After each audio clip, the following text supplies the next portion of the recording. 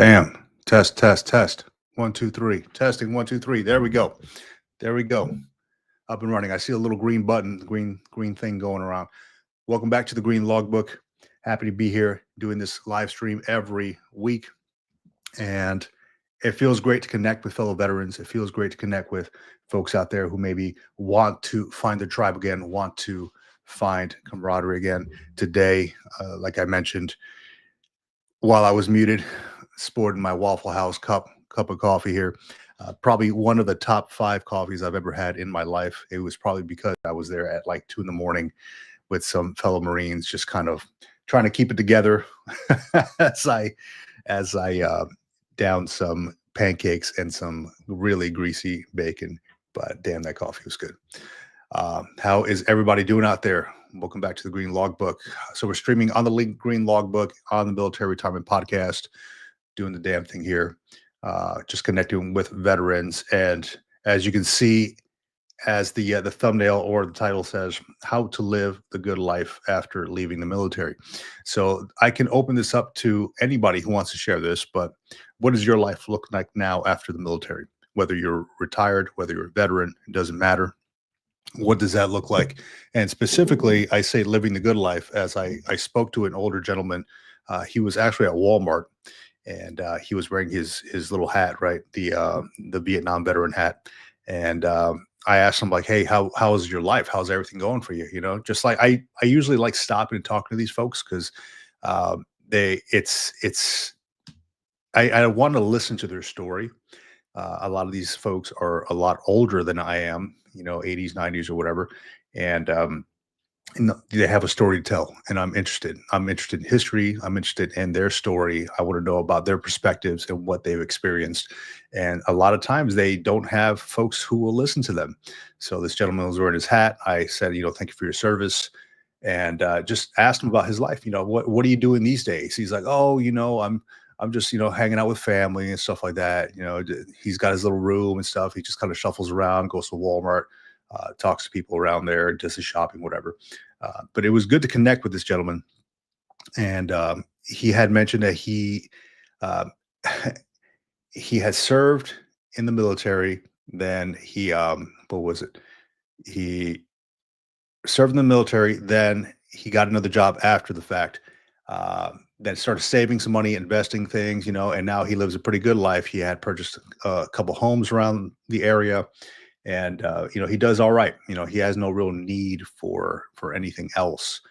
He lives with his family now because he can no longer kind of care for himself, really, not too much, right? He was with his family over there at Walmart, but it was really good to connect and really good to get his perspective on things.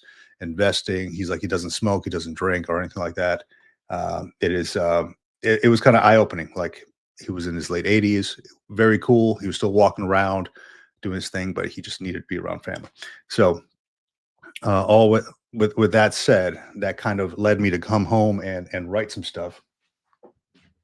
Let's see. I just took out my leather cleaner this morning and I started shining up my journals and stuff like that, the leather stuff, right? So making it look nice and organized, right? Got to buff these things out. And I started writing last night about this stuff.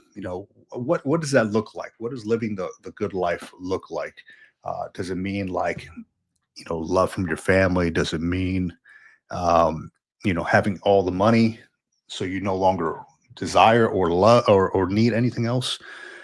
What are those elements of living a good life? And then I thought, this would be a good thing to bring up for the channel. I'd like to get other people's perspective on that.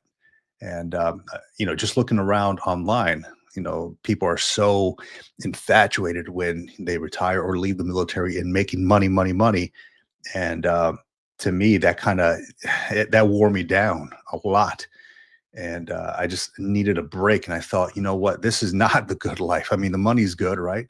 And I'm stocking that stuff away in the bank. But man, I am really like trading in hours of my life for this job. So I kind of took a step back and I'm like, what really matters here? What really means living a good life? So here, real quick, let me go to the comments real quick. If anybody wants to or feels like they want to jump on and talk about what their life is like, after the military. It could be anything, successes, failures. Lord knows I've had my share of both. They could be anything, successes and failures, good times, bad times, struggles. But really, what I'm trying to get across here is learning from other people's experiences. A lot of folks who come to the channel are, a little bit older. They have a little bit wiser. They have life experience, and I want to hear from those folks. So here we go. Let me put the link on here. And Navy Cop, man, thank you for letting me know that I was on mute, because I would have just kept talking. It would have been nothing coming out. Let's see here. Feel free to jump on the live stream here. Here is the link to the live stream.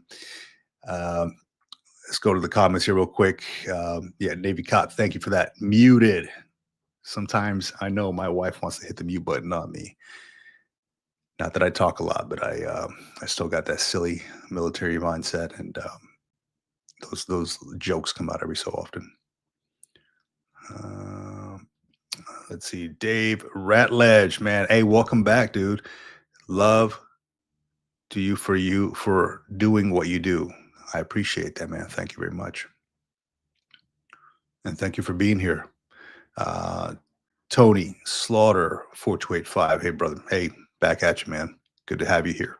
Great to connect with all you folks over some coffee. And again, I got my Waffle House mug. Bought this thing at like 3 a.m. at a Waffle House in Virginia, over a drunken stupor with some fellow Marines of mine. And after partying, it was great to have some Waffle House coffee, soak it up with some pancakes and some really greasy bacon.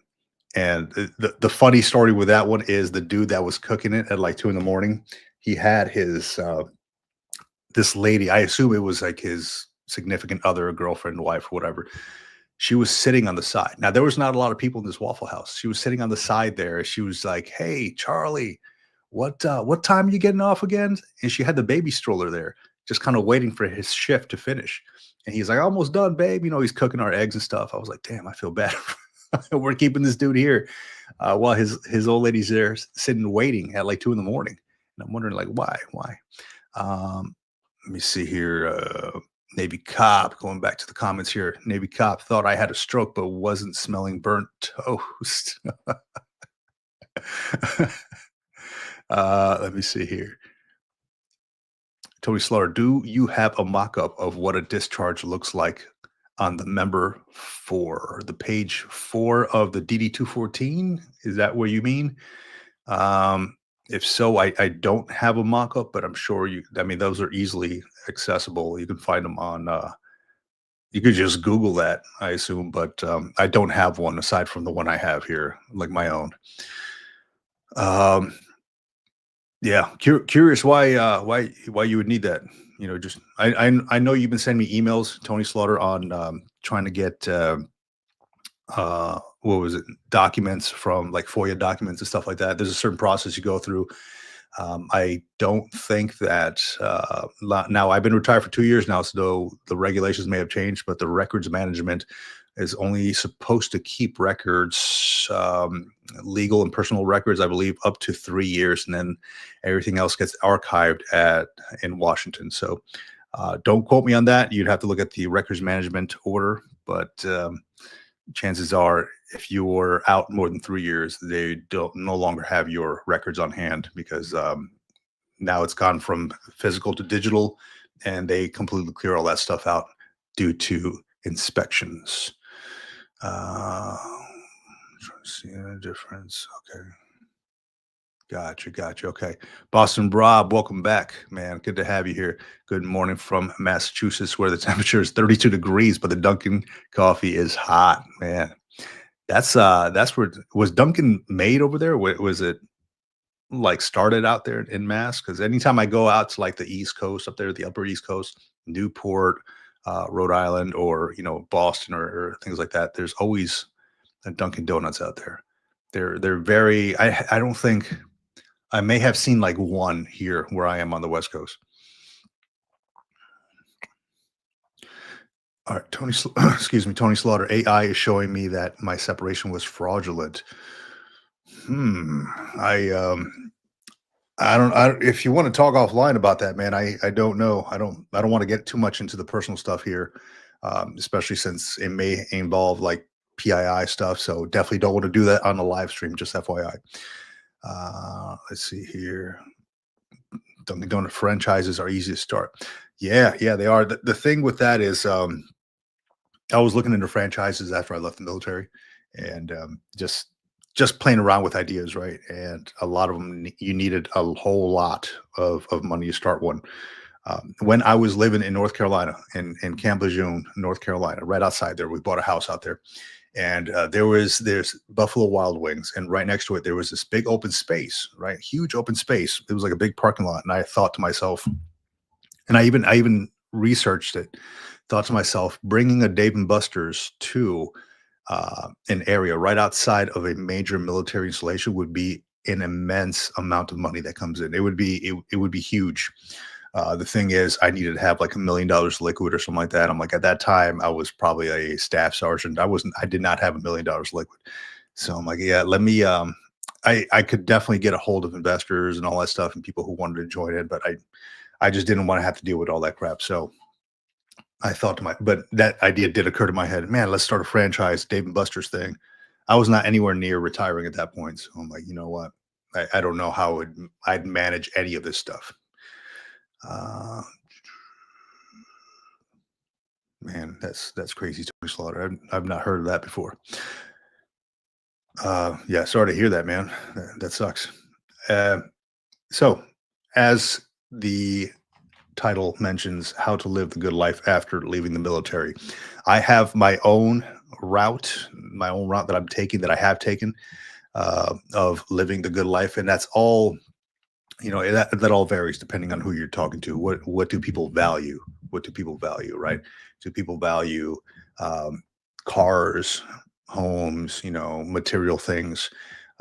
Is that facade living the good life, or is it something a little bit deeper, like family, connections? Finding your tribe again, or maybe simply silence, or solitude, writing something down, being around nature. What does living the good life look like to you after you left the military? And I'll say, for me, it quickly went from working to have like a ton of money, like after the military, to spending more time with family, creating a purpose for like something like this, like what I'm doing right now, creating some sort of a purpose, and just connections. Connections are huge. Anytime, I don't know if anybody out there has heard about the blue zones. Blue zones are a very big thing. Blue zones are the highest concentration of centenarians in the world, right? Around, there's different spots. There's a spot in Greece. There's a spot in Costa Rica. There's one in Loma Linda in California here. Different spots, right? And it's a combination of, you have camaraderie, like folks who are older in age that get together and talk and converse, and congregate in a central area. Normally, there's a lot of walking, there's a lot of fresh food and eating. There's a lot of just coming together as a family or a bunch of friends, and that really contributes to a long life. And I saw it firsthand when I went to Greece, and I saw these older folks just kind of hanging out, playing whatever chess or whatever the heck they were playing in the town square. I was like, man, this is amazing. I don't know that there's anything like this, at least not that I've been privy to, in the United States and anywhere that I've been. Where people just come and hang out just to have a good time, unless it's like a bar or something like that. But I don't do the whole drinking thing much anymore. Um, so yeah, that contributes to it. If you've not seen, there's a whole Netflix documentary called Blue Zones out there. Um, Definitely check it out. Highest level of centenarians, and it has to do with health. Okinawa. Yeah, exactly. Tony Slaughter put it out there. Okinawa, Italy has a blue zone. Okinawa has one, um, and partly I think it's because people into their old age continue walking, continue eating well. I mean, the diet's good too, like the Okinawan diet. Yeah, the Okinawan sweet potatoes. You got the fish and all that stuff. It's very healthy, light. It's not very greasy or anything like that. So I got to thinking, like, hey, maybe I need to be closer to one of these blue zones, or at least start acting like that. come together with folks, like-minded folks, eating a little bit better, walking a little bit more, just smiling, laughing, just stop being pissed off all the time. Um, that is what I see as living a good life. It's not necessarily the money aspect of it anymore, though it's a big piece, right? Because obviously, if you don't have money, you can't do anything. Can't provide for your family, can't pay for your shelter or anything like that. But I just stopped chasing it after so long. I really did stop chasing it, and I attribute that to having set up effectively before I left the military, having set my family up financially before I left the military, just having thought ahead of this a little bit. Let me see. Tony Slaughter, going to the comments here real quick. Tony Slaughter, companies that have these bad foods, so you have to go to the hospital. It's a circle jerk. And you have to be really selective on what you eat there, Tony. It's really important. Um, I've since changed my diet. I've never been a terrible eater, right? But I have like indulged in like dumb crap. Um, but yeah, ever since leaving the military, man, I'm very cognizant about what I put in my body now. Very cognizant, and part of it is Waffle House coffee. It's good for the body, good for the soul. Everything is seed oils like soy. Yeah, I've heard about the seed oils thing. I haven't done enough research on it. I don't know too much about it, but I have heard about the seed oils, like you mentioned, Tony. I just, I use was olive oil mostly for everything. So it gets a little pricey, but whatever. That's why people out here with that. Yeah, yeah, for real. I thought it was just like working out hard, but I'm like, damn, getting some tetas here. Oh man. So here, I'll share this live stream link if anybody wants to jump on. Don't be afraid, man. It's all good. I promise I won't go too hard on you. Jump on the live stream. Here we go. So, real quick, I'll tell you a quick story. I went to the VA yesterday to go get my blood drawn and do a couple things out there. Um, Lady nurse walks out. There's a gentleman, older gentleman, sitting next to me. Nurse walks out and she's like, McDougall. Yeah, like she couldn't pronounce it correctly, like either McDonough or McDougal. I don't know what the name was. McDougall, and this old dude, probably older than me, I think, like maybe 75, 80 or so. And he like turns his head and he goes, "What the hell did you just say?" And then she's like, "McDougnuff?" Like she was trying to pronounce the name. He's like, "What the hell is that?" And she's like, "Are you Mr. McDonough?" He's like, "Hell no, that's not my name. What the hell kind of name is that?" And immediately I was like, "Man, I I hope this McDonough guy doesn't. I hope maybe he left." So he doesn't have to walk up and be like, "Yeah, I'm no more with the messed up name." It was friggin' hilarious, man. I was sitting there laughing about it. You meet the funniest vets over at the VA, I swear. It's hilarious. Let me see. Tony Slaughter, I tell people don't worry about the price because a cancer diagnosis is far more expensive. It's better to be ignorant to it. Yeah, I suppose. I did meet somebody recently who, or talk to, not me, but just talk to somebody recently who mentioned that they went to another country, broke their leg, and did not get it seen, or like it was like some kind of a fracture in their leg. Did not get it seen until they came back to the States, because wherever they were, it was a little expensive to go get it done.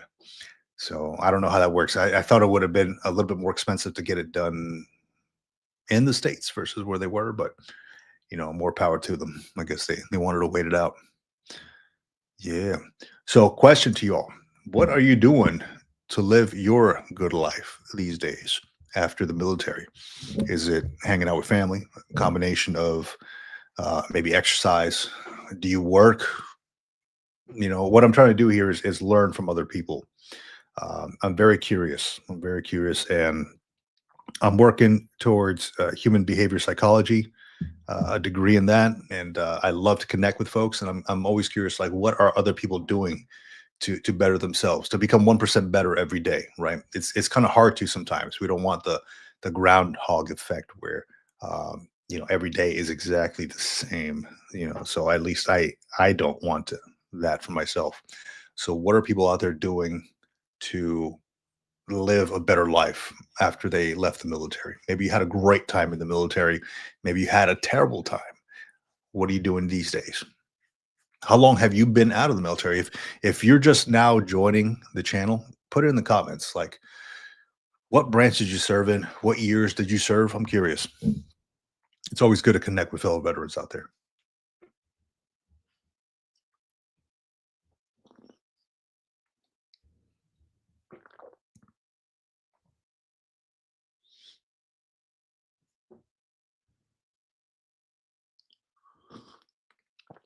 And our folks out there still having some trouble kind of leaving the rank that they were. I've met some folks like that where they are still acting as if they were that lieutenant colonel or that, I don't know, sergeant major or whatever. Um, it's still I mean, you can never leave that. If you were retired, that will never leave you. That was a major part of your life, right? But at some point, you need to effectively transition from military to civilian. Um, is that something that you are struggling with? Somebody out there, one of the viewers, listeners, is that something you are struggling with? I'll be honest that I also did struggle with that myself, because my whole persona, my whole, not persona, but my whole job, I was a chief warrant officer, and that was I took that. I was a professional, and I took that to heart, and I did everything to the best of my abilities. I was like the right hand man to my OIC, and then I became a director of an organization, of a unit. So then then I really was like the face of it. And it was hard to leave that. It really was, because I liked things a certain way. And I was told at one point, you gotta give people the time to get you the stuff, because I would always say, hey, I need an answer or something by close of business Thursday, Friday, whatever it is, before the weekend. Because I just wanted to be ahead of the game when it comes to taskers and things I had to report up to, say, headquarters, Marine Corps, something like that. And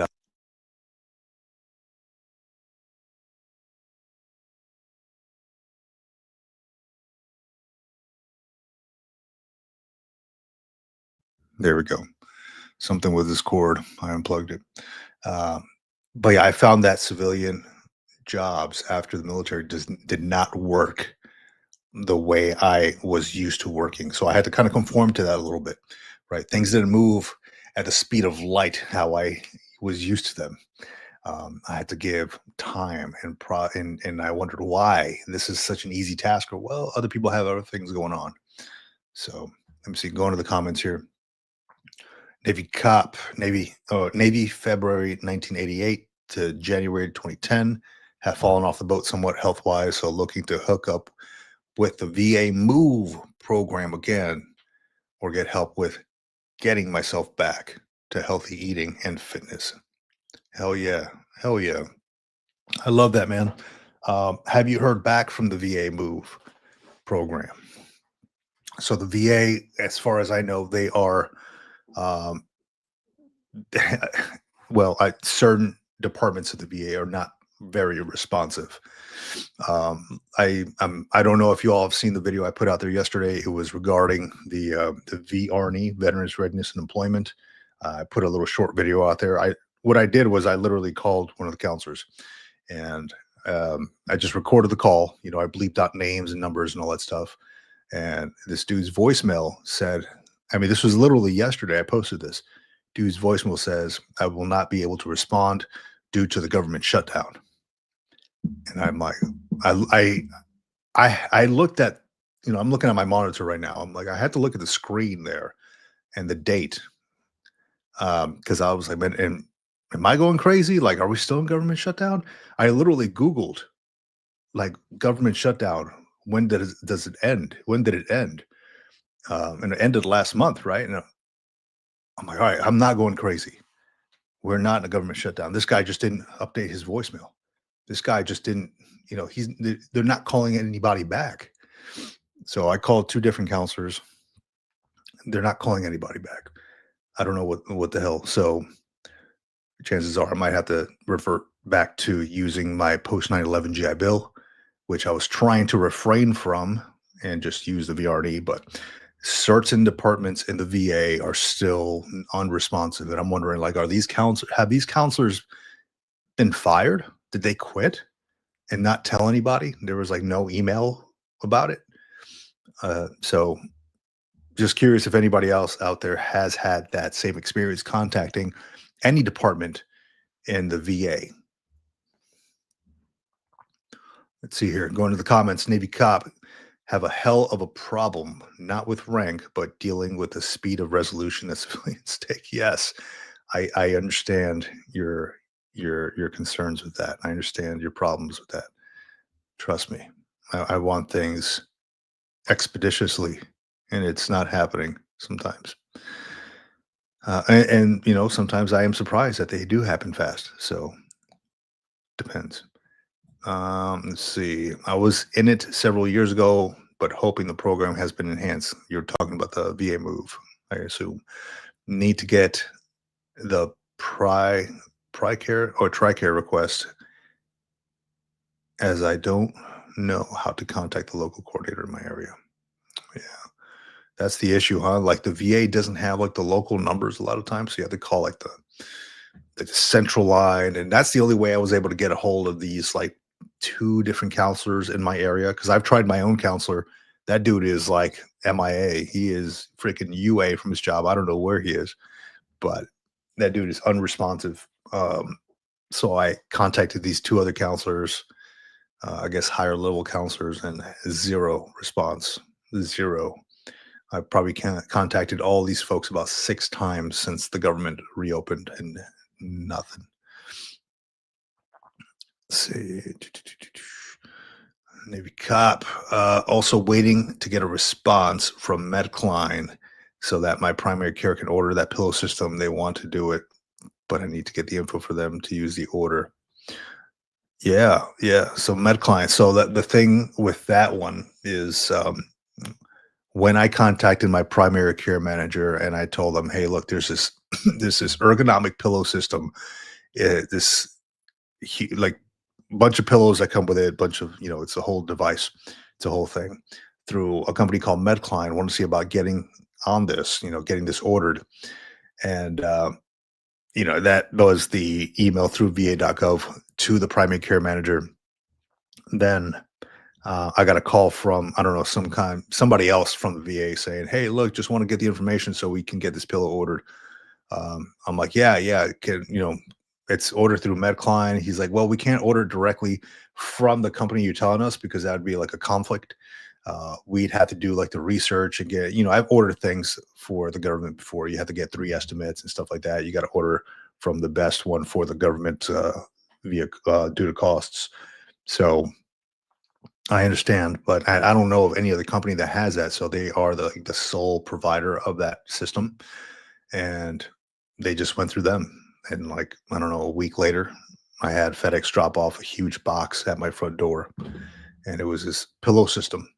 Which, funny enough, I only use the one like curved pillow, because the other things like I found it takes up a lot of room. I've got a king size bed, and it takes up a whole lot of room on the bed, man. So, um, if you live on your own, if you've got your own bed or whatever, it'll probably be great for you. But I got a wife; she sleeps there on the other side of the king size mattress, and holy crap, man, this thing takes up some space. So I only really use that curved thing. Let me see here. Damn, I'm getting what was it, messages, texts, everything coming at one time right now. Hold on.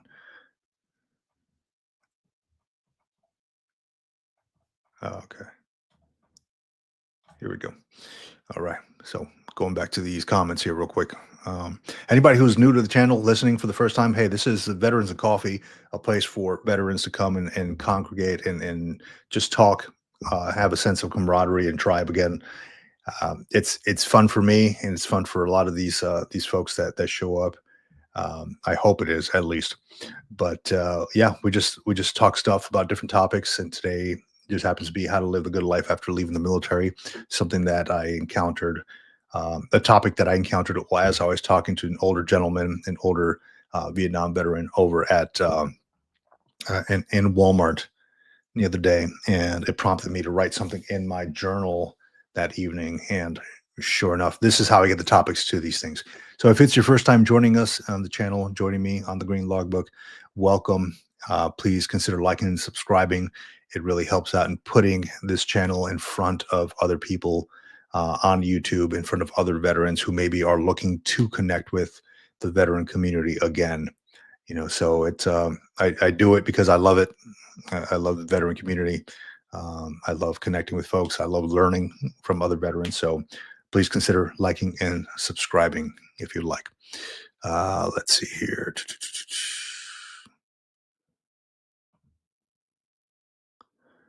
Navy cop, primary care. She told me to look into it again, move, but the VA site says either get the doc to request it or direct contact the move coordinator. Yeah. Hold on one second.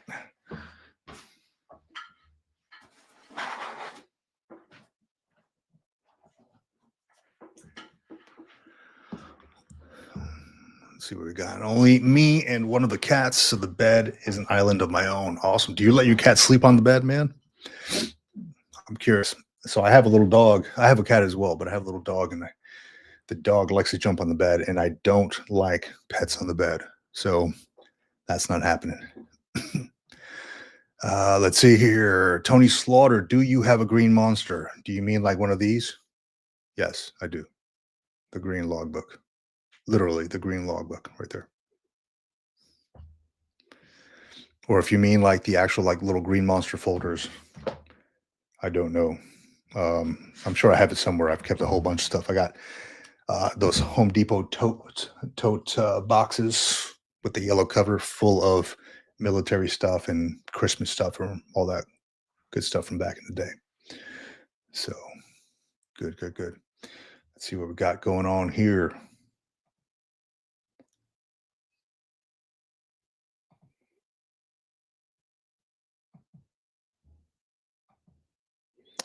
Yeah, definitely. Get all your records, man. Tony Slaughter. I saw your comment there. Good stuff. I want to real quick thank everybody for supporting the channel too. Just recently, about 2 days ago, reached 1 million views on this channel.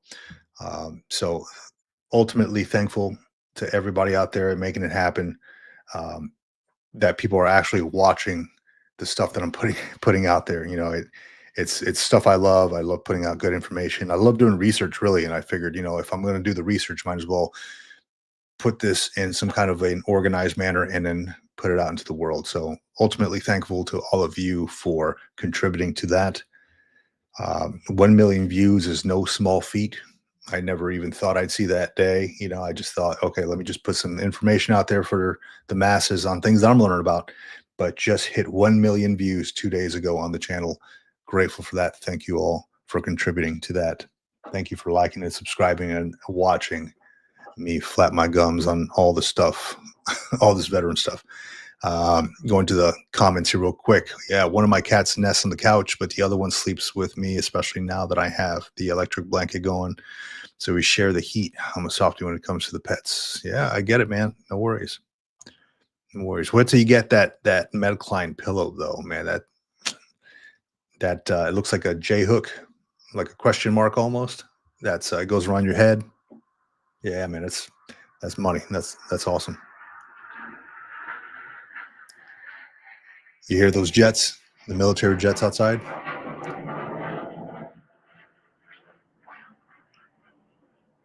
I don't know if it's coming through on the mic. The joys of living near a military base. The joys. Yeah, yeah. So I was asked by someone recently, another veteran out there, and I do a lot of connecting with vets. We do a lot of talking, and this gentleman asked me, "What are my thoughts on the VA claim sharks?" The VA claim sharks, the folks who you pay essentially, people pay, veterans pay these folks, these companies to do their VA disability claim for them, and they charge them sometimes an exorbitant amount of money. In my case, I just tested it. I didn't actually go with one. I just like, hey, say I was 50%. What would it cost me to go to 100%? I was kind of doing some independent investigation, right? If you want to call it that. And I made a whole video on it. They were trying to charge me $17,300 or something that to that effect. And then Military Times came out with this here, bam, bam, bam, share screen. Military Times came out with this article. VA told companies they may be breaking the law. Most are still in business. Like, these companies don't care. They're in it for the money, of course, right?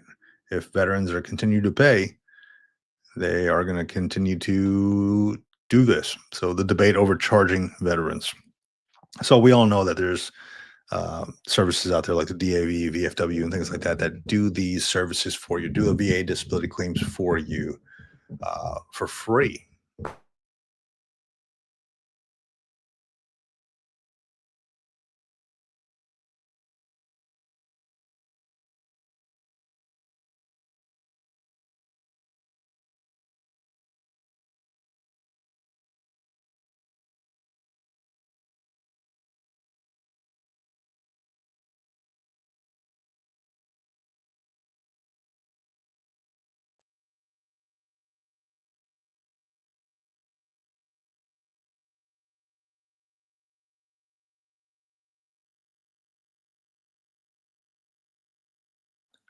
Test, test, one, two, three. There we go. Back in business.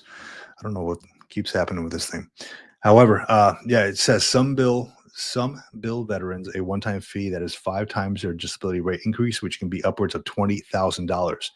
I can 100% confirm this, and I wasn't asked to pay $20,000. I was just asked to pay $17,000 for an increase going from, I think it was like 50% to 100%. I was just asking them about it. Like, hey, say by chance. At this point, I already had my disability rating. It just came across. It was a request. It was a LinkedIn person who was like, "Hey, have you done your rating yet? Saw that you're leaving the military soon." I had already done my BDD, my benefits delivery at discharge. I already sat down with the DAV and all that stuff. Um, so I asked him, "Yeah, what can you do for me?" "Hey, we can get you from 50 to 100%, and I don't know, what was it, 17,300 bucks or something." Incredible amount, incredible amount. So yeah, this article is from the Military Times. It says, that these things are supposed to be illegal, but a lot of these companies are still in business. And wondering what folks' thoughts are out there. Do you even care? I mean, that people are doing it. They're going to keep doing it as long as people are paying for them. Yeah, claim sharks, they calling them. Warning them to review their practices and immediately cease any illegal activities. Well, I don't know if that's going to happen as long as folks keep paying for it. Let's see here. Going back to the comments here. Sounds like freedom. Yes, it does. We have the Portland Air National Guard here, and here the F-15s a few times a week. Love it. Reminds me of working on an air carrier. Yeah, we get the what is it? The CH-53s, the helicopters. They usually come in pairs. They're flying around. The those jets. I don't know if they're F-15s, F-35s. I don't know what they are, but they're flying around here. So,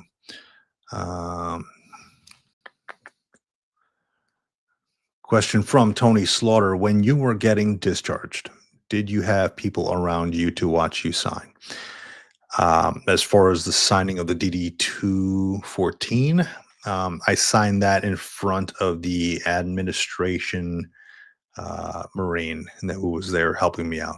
That was probably the only person. That, and then I knew the other chief warrant officer who ran the admin section. So he was there as well. I don't know if he watched me sign, but I know the corporal, the young corporal there, who was helping me out with all the DD 214 stuff, making sure that all my awards were correct, making sure all the names were spelled correctly, etc. He was, yeah, he physically watched me sign. Did they make you sign it like, I don't know, like electronically or something? I'm wondering. Like, as I physically had to go into the admin section and do all that stuff. It wasn't anything that they sent me electronically. I don't even know if they do that with DD 214s. But a great question though, man. Uh, there's you're building a story with all these questions that you're asking, and I hope you come up with the answer, and I hope I can provide you resources with that, like doing the FOIA and all that. Let's see here. Going to the comments. Navy Cop MA1. I hate it, but it was the only option I had to recently get my boost. I assume that you're talking about these claim sharks. No VSOs working in the area. One just didn't do anything in the VFW. One got sick and had to stop working. Damn. Tony Slaughter says, I was there and only one person was there while getting discharged. Only one person working there was I assume that's what you mean. Yeah.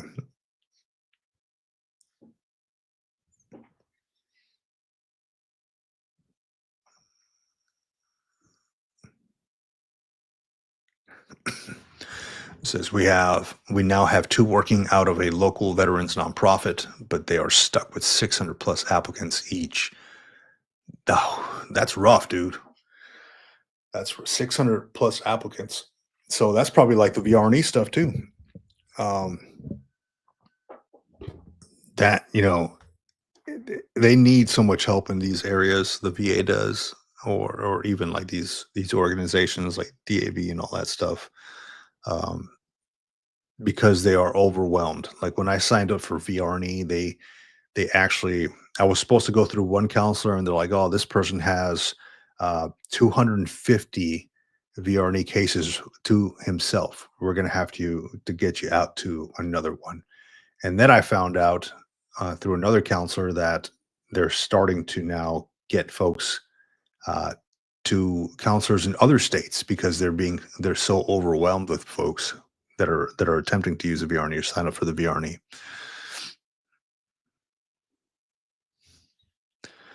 Tony Slaughter, I'm reconstructing the scene. Yes, the new DI. The new DI was there when you were getting discharged, I assume. It was in the evening at Lights Out. All right, I'm trying to follow what your are you saying that your drill instructor made you sign a DD 214 at night? I'm trying to follow this, man. Maybe it's just my my stupidity or whatever, but I'm trying to follow it. Let's see here. It says Navy Cop MA1. The American Legion was decertified from providing VSO services at some point a while ago and are only now trying to get recertified. Do you know why they were? I heard about that. Do you know why the American Legion was decertified? Were they doing something wrong? I'm curious about that.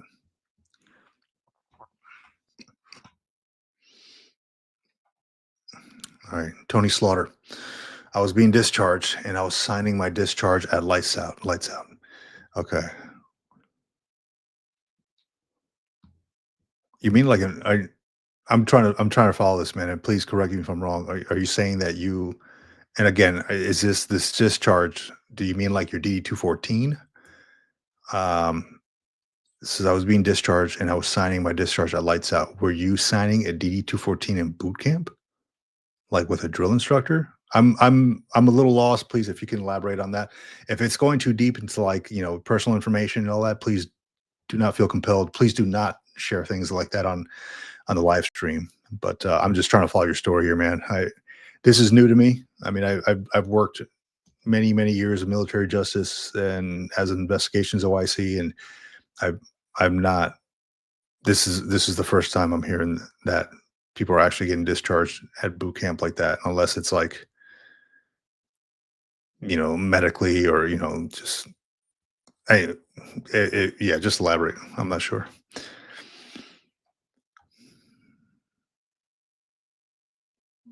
Okay, Navy cop MA1. I don't know. I was trying to get a job as an outreach coordinator with a local nonprofit, and she mentioned they had lost her certification, but no backstory. Huh. Well, you know what, Navy cop, you know who can tell us the backstory? Let's go to Gunny Google real quick. Why was the American Legion decertified? Gunny Google.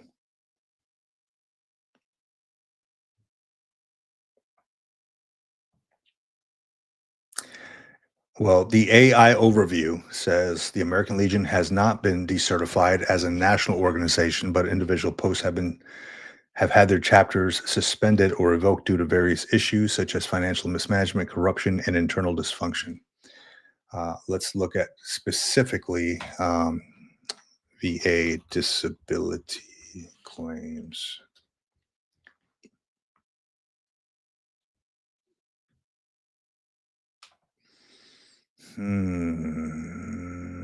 Opposition to claim sharks, advocacy for reform, issues at local posts. I assume all of what I read before probably is probably why they were decertified. But I mean, I'm seeing stuff on Reddit here, like terrible VSO experience with the American Legion. Nothing against American Legion, simply what I'm reading online. Hopefully, they get their stuff together. And I've had nothing but good experiences with my local American Legion here. So I definitely have nothing against them. I just hope that, whatever issues that they're going through, they rectify those issues and we can move forward and helping out veterans get their stuff processed. All right. Tony Slaughter. Here we go. My official discharge at night was filled out, and my DD 214 was handed later. Okay. Did you pick up the DD 214 from somewhere? Maybe the admin section. If you were in boot camp, you probably would have went to. I mean, you probably still would have went to the admin section via. I don't know if you were Army, Marine, but via most likely the company office.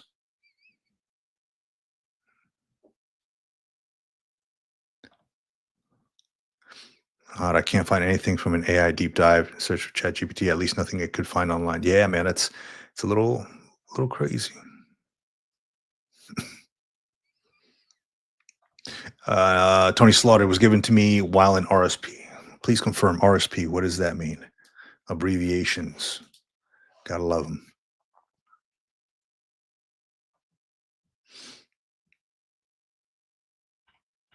All right, so real quick, let's go to.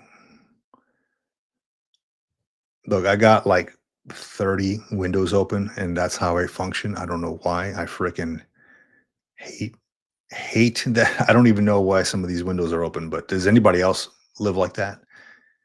Got like 30 windows open. That is definitely not my definition of living the good life after the military, just like the title says for this video. I'm trying to fix that up here and there, right, to alleviate the constant like mass information that I'm trying to get at every single moment. But I am, as far as living the good life, as far as what this video, like what I titled this video, I am trying to get a little bit more organized in my civilian life. It's been 2 years as of 1 December. It's been 2 years since I retired. And I have since been kind of like all over the place trying to figure out my spot in the world now. Like now that I don't have to follow orders and regulations of, active duty service members that they had to follow. Though, based on what I'm seeing lately in the news, it is becoming more and more clear that, hey, if you are a retiree, you're still subject to the UCMJ. I already knew that, but they're making it like very clear in the news, if you know what I mean. So I've been trying to find my way a little bit more and trying to get organized. Um, I've always kind of functioned like this. I've always had like a battle rhythm and stuff, and now it's like you got to find your way again. Navy Cop MA1 going back to the comments here. Dude, I am working on two computers, four monitors at the same time. I use software KVM to move between the two computers, and it definitely gets a bit hairy on occasion when I lost track of the mouse. Dude, I was did anybody else go out for like Black Friday or do some shopping for Cyber Monday? Um, so I was looking at a new computer monitor. Okay. And I was looking at like they had like a 49-inch like widescreen, and holy crap, it was they're expensive, but then like I was playing around with it and in the store. I'm like, where the hell is the mouse cursor? Like I lost track of it. But yeah, I did a little bit of shopping. I did buy a monitor. I'm waiting for it to come in the mail, but nice curved one, upscale one that doesn't make my eyes feel like they're going to bleed after looking at it for like a few hours. Oh, Fred Red 5037. Hey, welcome to the channel, man. Thank you for your comment. Did you ever do a side hustle while being after duty, bro? Yes, many of them, many of them. One of my more lucrative ones brought me in about 20 grand in about a year. And I was a staff sergeant doing that while I was stationed in Iwakuni, Japan. And it was a great side hustle. It was just doing heat pressing on youth sports jerseys, similar to like if you have a little league team and you want to get the names on the back of the jerseys, you would just hand it off to the coach, pay your whatever it is, $10 or whatever to get the name on the back, and then a week later, 2 weeks later, whatever, they give you back the jersey saying, "Hey, here's your name, here's a number, whatever." Um, I did that when I was in Iwakuni, and it was great because I was the only one. Not that I had a monopoly; anybody else could have started their stuff, but I happened to be the on-base business coordinator at that point. It was like a side collateral duty that they gave me, so I was able to like figure out exactly how to do it and like the quickest way possible. I was able to order a heat press, order the vinyl lettering, and then I hadn't I was doing a lot of coaching anyway, like little league coaching and like volunteering, and so I already knew the youth sports coordinators and all that stuff. So I had an audience. I got in front of folks and I asked, and I was able to talk to the coaches, tell them, hey, look, if you go with my organization versus the guy out in town, I'll get it to you a little bit faster, a little bit cheaper. And that got me in with everybody, like the baseball, the basketball season, little league football, flag football, cheerleading. I was even doing some security shirts and stuff for like folks out in town because I had a quicker turnaround that I did a lot cheaper than the dude doing it off base, which took a lot from his business, took a lot away from his business. And but you know that is business, man. I had to look out for number one, my family as well, and it really helped out. So that was just one of the side hustles I did, man. I did a whole bunch of stuff. One of them turned from a side hustle to a full-on business, and I still run it to this day. It's called Undercover Clip. You might have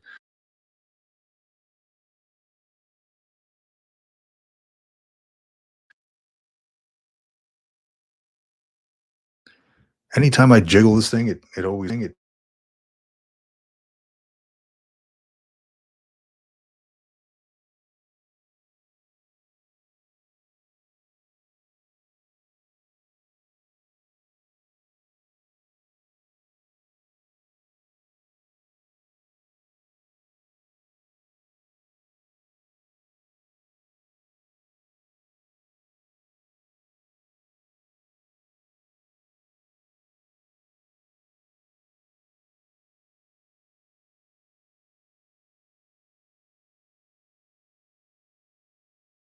Hopefully that answers your question, Fred Red 5037. If you haven't, uh, already done so, please like and subscribe to the channel. And please also let me know, are you looking to start a side hustle while you were active duty, or did you have one while you were active duty? Curious. Yes, Navy Cop, I'm seeing your comments on here. I don't know what's up with this cord. This microphone has a, what is it? The XLR cable input and a USB, but I'm just using the USB, and it's the cord that came with the microphone, so that's what I'm using. But I think, just keep jiggling around. I don't, because I always disconnect and connect it so I can turn it off, but we'll see. I mean, if I'm talking, it just goes blank on you and mute. I'll figure it out. Going back to the comments here, the long curve monitors are cool, but I find that a few 24-inch monitors does the job and aren't as expensive. Yes, correct. I am partial to the 34-inch monitors specifically, and they're great. That's what I'm working on right now. But my monitor right now is flat, and I liked the way the curved ones look in the store. So I'm like, you know what? That's what I need to get. And it's like, I don't know, I got one that's like high speed, low drag, so it's a lot better for the eyes, etc. More hertz and all that stuff. I don't do a lot of gaming, but if I decide to, I do have one game on my laptop, and it is a warship game, which I enjoy for some reason. I don't know. I was never in the Navy. I was in the Marine Corps, but I did work with surface warfare, and it's cool to set off these little torpedoes on other opposing ships. So very cool stuff. Yes, Navy Cop, that cord is begging to be replaced. Absolutely. Tony Slaughter, if you're shake it more than once, then you're just playing with it. What if you don't shake it at all, though? Is it like that's what if you don't shake it at all? Just whatever happens, happens.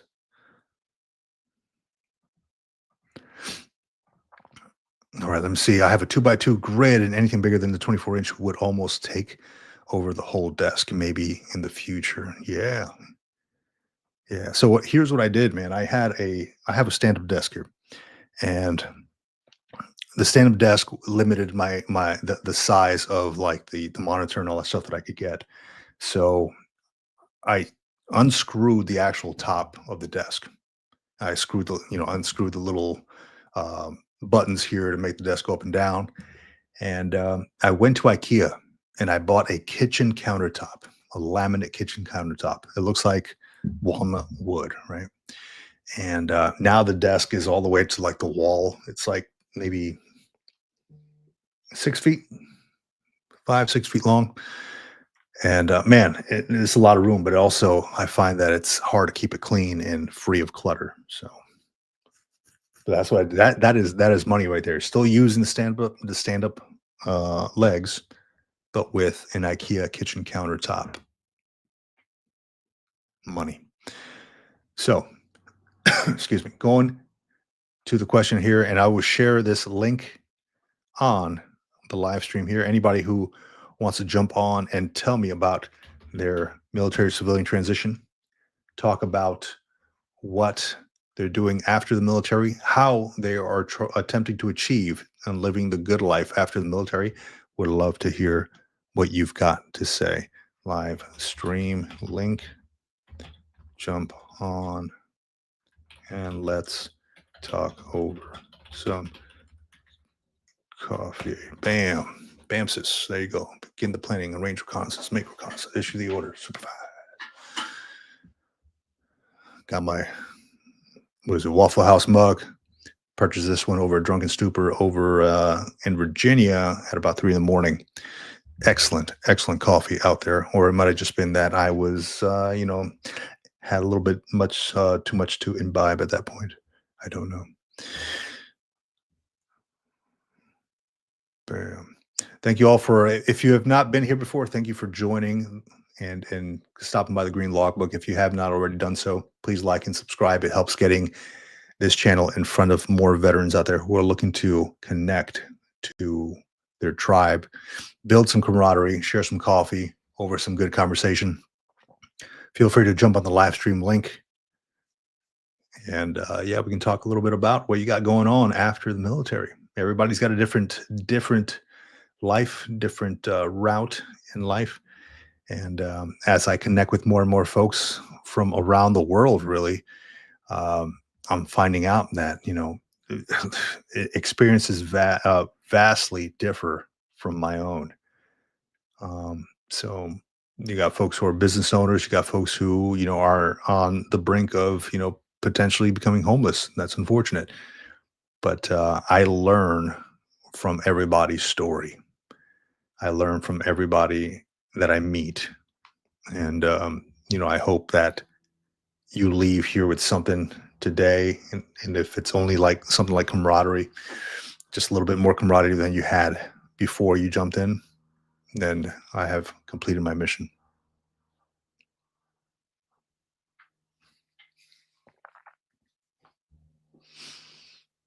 Let's see what we got here. Let's go this way. So this Sunday, I will not be on the live stream this Sunday. I just text John, my co-host for the Military Retirement Podcast. I will not be on this Sunday. But this Sunday we're going to have. I would definitely urge folks out there to stop by and check it out. This Sunday we're going to have Colonel Fowler on the podcast as a guest. Colonel Fowler is the one who created the cola trap topic. The cola trap. Essentially what it is he figured out through some calculations when the best time to retire is, the best month to retire.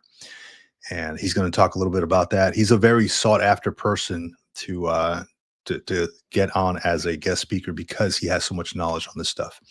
So Colonel Fowler, Air Force Colonel, he's good to go. He's got a lot of knowledge, very smart man, smarter in math than I will ever be potentially. So, it's going to be good to listen to him, to hear him out. Let's go to the comments real quick. Navy Cop MA1, I have a smaller IKEA desk, this one, and use a larger countertop sitting on 2 cabinets for my Lego workbench next to me. Definitely know the clutter. Yeah. I just, right before I went live, I moved a whole bunch of stuff into the garage. Stuff that I just need to get rid of. I did end up buying this thing.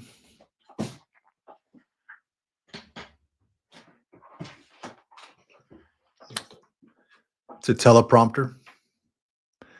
I don't know that I like it. It takes up a lot of room on the desk, and I just like things more streamlined.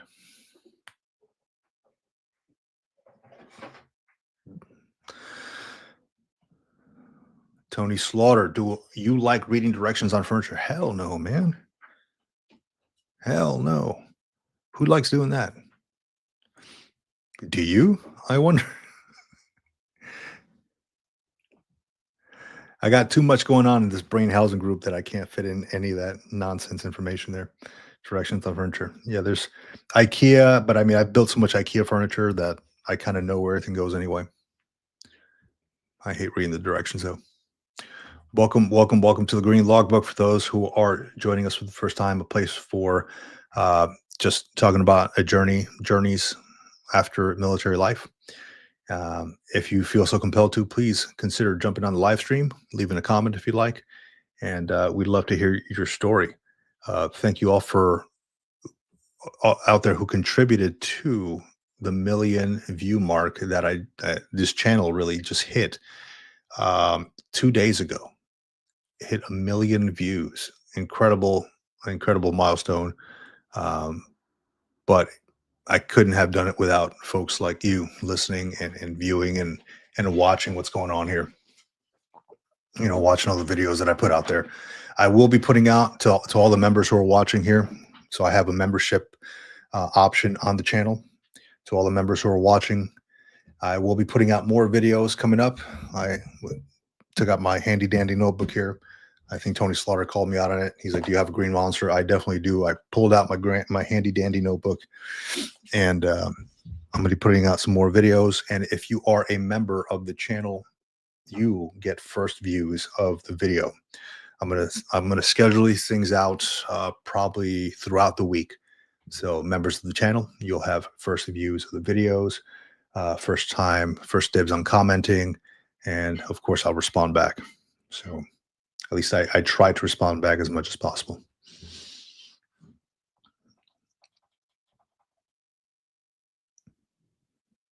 We are live streaming on the Green Logbook and the Military Retirement Podcast. So thank you if you're watching us from either one of those. Truly appreciate it. Let's see what we got here.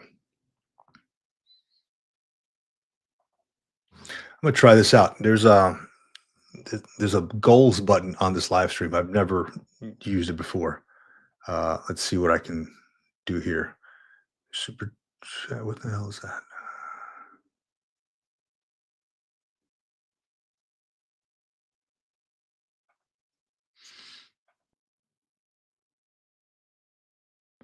Let's go here.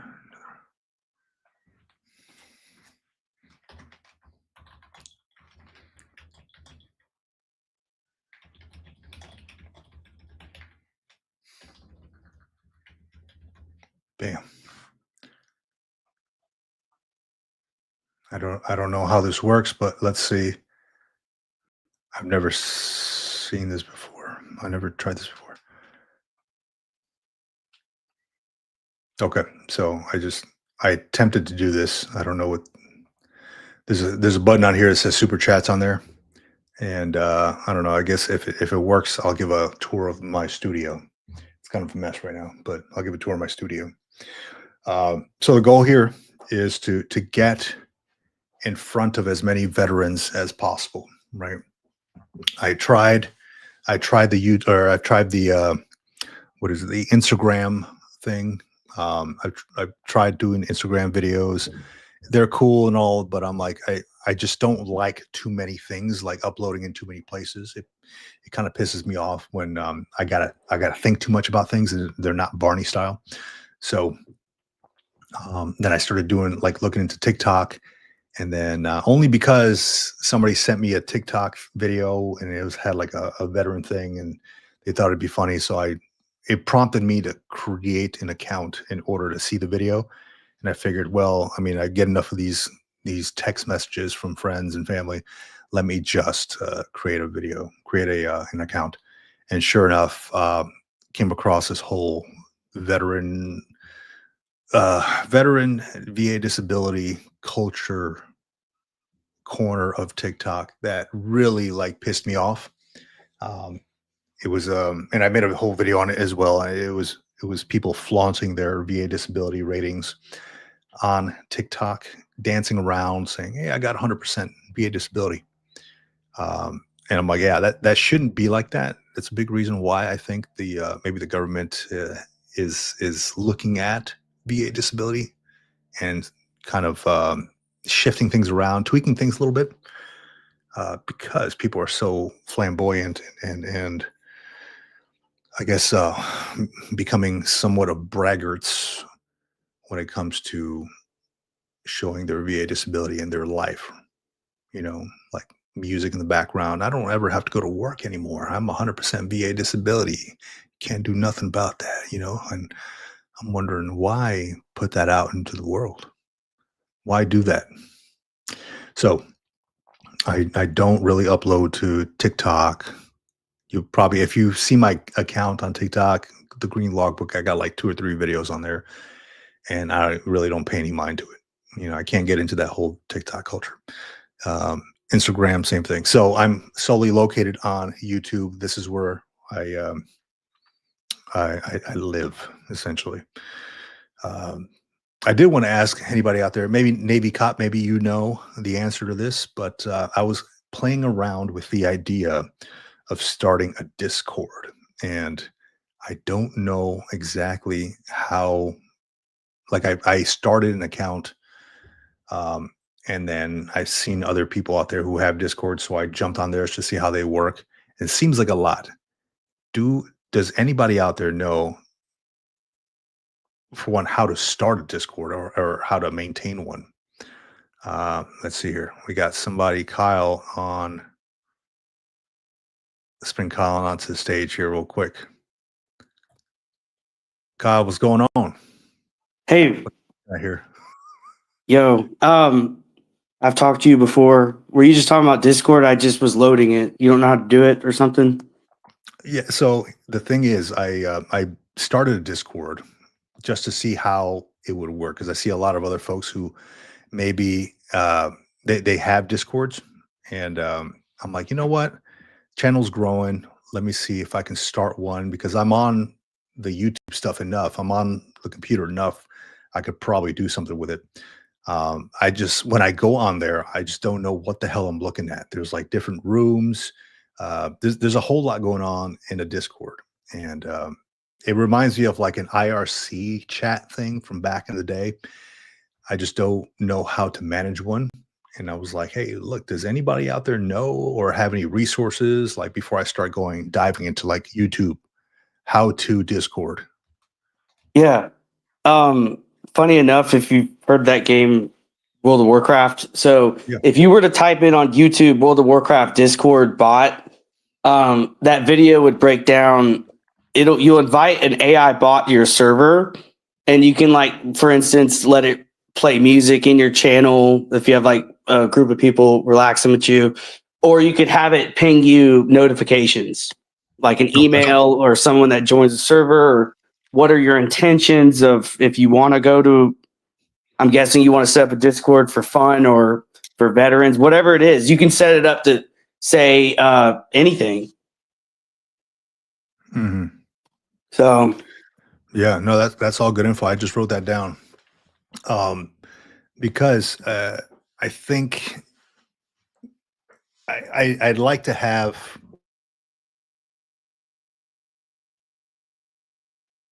stuff at your fingertips, so to speak. Yeah, sorry, it just went mute on me here real quick. But yeah, it's I'm on YouTube enough, but I also like to know that hey, if YouTube for some reason shuts down on me, I still have like an audience or folks that I can connect with on this Discord, right? As a place to congregate, to meet, and stuff like that. So, and then a place to put good information on there because I have like the Facebook and all that stuff and the Facebook group. But I think the Discord, from what I've seen from other channels, what they're doing, it seems to be like the next thing that I need to gravitate towards. Yeah. Do you game at all or no? No, I'm not a big gamer at all. I just play like a aircraft carrier warship game Okay. on here. That's the extent of it. But Well, the cool thing about Discord is everyone can be in a chat, talk about almost the same thing, but you're all just doing different things on your screen. One guy can be playing Star Wars or whatever it is, and you guys are talking about VA benefits or whatever you want to talk about. You keep the chat locked down where you can only have certain high ranked people in there, and have other channels where, if you have an audience, you can have 20 people talking about something in a different channel. So there's a lot. It's got options. yeah. So I'm definitely going to look that up. World of Warcraft Discord bot. Yeah. And do some research on this, man, because I think this is the next gravitational step or gravitate. I'm getting some kind of pull towards that. And I'm a member since I started my account. I'm a member of more channels out there, and I see the conversations and all that stuff, and I'm like, okay, well, this makes sense to do something like that. There's enough people who have mentioned to me, hey, do you have a Discord? Do you have a Discord? I'm like, no, but I will. Yeah, you could, for instance, I know this might sound funny the way I'm gonna word it, but I'm from the Army and I think you're from the Marines. So you could literally set your Discord up bot where, let's just pretend if there was another guy that was like you that you wanted to talk to as well, but he only specifically was in the Army, the Discord bot could break down who's in what branch to put you in the right channel. Or, if you want it to be a free for all, you can have it that way too. But it's just smart because the thing I used to do on that game, World of Warcraft, the first thing I asked people is, do you speak English? And I would make the Discord prompt you, like, if I go to the store, how much is this? Because if they didn't know how to answer it, I'm like, I know you're a guy that doesn't speak any freaking English, which I don't want you. Yeah. No offense, but that's what I had to do. That's fun, a funny story, but it's literally like the Google thing where it says click the buses to be able to buy something. Yeah. So this is or whatever. this is just an idiot check, is what Discord does. Okay. You can make it do whatever you want. Excellent. Yeah, I'm definitely gonna check that out, man. But yeah, no, all good info, man. I did not know about that World of Warcraft thing. I know what it is. I don't play it no more, but it's just an example of. It's just an example. I wanted to ask you a question because I'm a radio guy. I don't know if you can see; it's all inverted. This is my Singar's I see ComSec, and Simcars, and it's giving me some. I'm starting to get flashbacks. I'm not showing anything that is going to get me in trouble. Right, But right. this is my job. When I had my ComSec and SKL, I used to sit there and talk to the first sergeant all the time. I wanted to know something. If I asked you, so you went to Kuwait, right? Or where'd you go when you deployed? Iraq in 2006, I want to say. I never deployed, but I had to keep my head on a swivel because as a radio man, I'm straight with the guys, and I loved going to the field, and really, if we were going to do this, like I wanted to be not exactly on the front lines, but learn like where I'm going and not be just some idiot. And I find it funny, dude. Like if you remember, this should bring you back memories, right? These are old Singar and Harris radios. I want to know if this would shock you. So you know how when we would liberate a town, so we would free these people of these terrorists. And then a year or so later, we'd say, okay, you other Middle Eastern people, excuse me if I don't know what tribe they are. They could be Sunni or Shia. I don't know. Yep. And we free them. And then like literally a few months later, they go do blue on blue, or, they just start going right back to defecting. So how funny was it that we would give them radios and we would have ComSec to spy on them just to see what they would do, and immediately they would betray us? What do you feel about that? About the betrayal after giving them equipment? Just any of it, really. Training them, being with them, trying to free these people, this endless war. I'll put it like this. I've been asked similar questions before, especially when I was in uniform. I'll put it like this. It is very hard, very difficult to change somebody's mind who has been doing it a certain way for many, many years. Brainwashed. Either brainwashed or just the way they grew up, right? If you always put out decorations for Christmas and that is your thing, then, somebody tells you you're not going to do it because you're not allowed to or whatever. You're wondering why. This is my thing. I mean, that's a very weak example, but it's happening though. I was about to say that because we are in the middle of the holidays, and you see what's going on in the world, don't you? I do. Yeah, I'm privy to what's going on. I listen, I hear, and yeah, I do. Yeah. So what do you think? Because they're here, instances showing up in Texas. I was shocked. Now, explain that, because what's happening in Texas? There is mosques that are being built, and they are flexing onto people about what you can and can't do. Yet at the same time, they say if you say anything to me, it's because you're xenophobic blank or you're this blank. It's stupid bullshit. It's literally, that's why I wanted to ask you that question. Because when I was getting ready to possibly go to Iraq, they told me the rules of engagement are, if a guy points his gun at me, I can't do anything but point back. And I see this as a endless loop. I'm not saying we should exterminate people, but look at what happened to London, bro. It got took over without a single shot fired.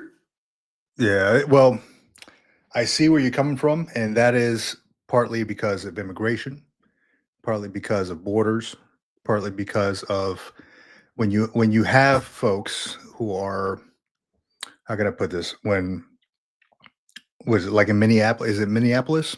It's Michigan, Minneapolis, Texas, Florida, and there's other instances showing up in just basically everywhere. So when you have a large concentration of folks of the same background and they want a certain change, they're most likely going to vote their own people in for that change. And that's what they're doing with jihad, Islam through politics. So as far as changing that, I don't know how to change that. I mean, I have opinions, which I'm not going to share on here on the live stream, but I I don't know exactly how to change that without actually diving deep into immigration, without diving deep into certain laws and things like that. Um, yeah, I mean, I don't know. I don't know. I mean, it's not the answer is not to go around and just like lay everybody out. I don't think that's the answer, but I mean, that's against I know. American values and rules and laws. We do have human rights. We have laws. It's just silly that there's been incidences that have happened all the way. The biggest probably red flag was Charlie Kirk, and then everything else going up. So like a mall shooting, a micro incidents here and there, and then there was the National Guard person that was that I was going to ask you about that. Like, how weak is that? Because in the military, for me, when I was in the Army, I never really had a fear of that. I thought we were going to go and push it away from us. Instead, it somehow got here. Give me one. That's a hard thing to take in. It is. Give me 1 second here. Sorry. So we're just getting texts. It is hard, and I think there's folks on the live stream here on the comments as well. It's happening, and I mean, I think Navy Cop mentions it. You're talking about generational upbringing. It's not something that changes overnight, and it isn't. It isn't. Unfortunately, I don't have an answer for it. I don't know how to change that. I don't know how to rectify the issue. I'm just one person. If I was in the lawmaking status, then maybe I would be able to have more answers. Unfortunately, I don't. Yeah. Well, yeah, I think everyone's going to keep their own opinion about it to themselves in the bedrooms, but I don't know if it's about to bust open because there's a lot of incidences that keep happening, especially on the holidays, which is Christian holiday. So, and what it looks like in Nigeria is apartheid. But they're not saying it.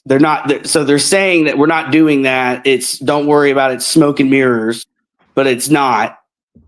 So it's really tough because as a veteran, all I can say is like we wanted to enjoy kicking our feet up and be out here, but it seems like it's just a never ending. Like if anything, I'm going to say it in a funny way, but we replaced the Taliban with the Taliban after leaving Afghanistan over a 25-6 year, That's pretty silly. So I don't know how to get around that. I don't know the answer to that. It is. I don't expect an answer on that one either. Trust, but you just feel what I'm saying is I'm just straining that this is a little infuriating, but also we don't know if it's we don't know if they come in peace, man. That's just it. Yeah, and they're I mean, how do you know? How can you tell? I mean, that's with any background, any kind of people. I was I don't know. Unfortunately, I mean, who knows who comes in peace? Who knows who doesn't? I mean, I am also not a fan of putting a bunching together everybody into a group and just defining those people based on the actions of a small group of them. So, I mean, because there could very much well be good people within that group, and we just don't know. So, how do we get around that? How we see through all that? Hell, your answer is as good as mine. I have no idea. Well, yeah, that's all I wanted to ask you.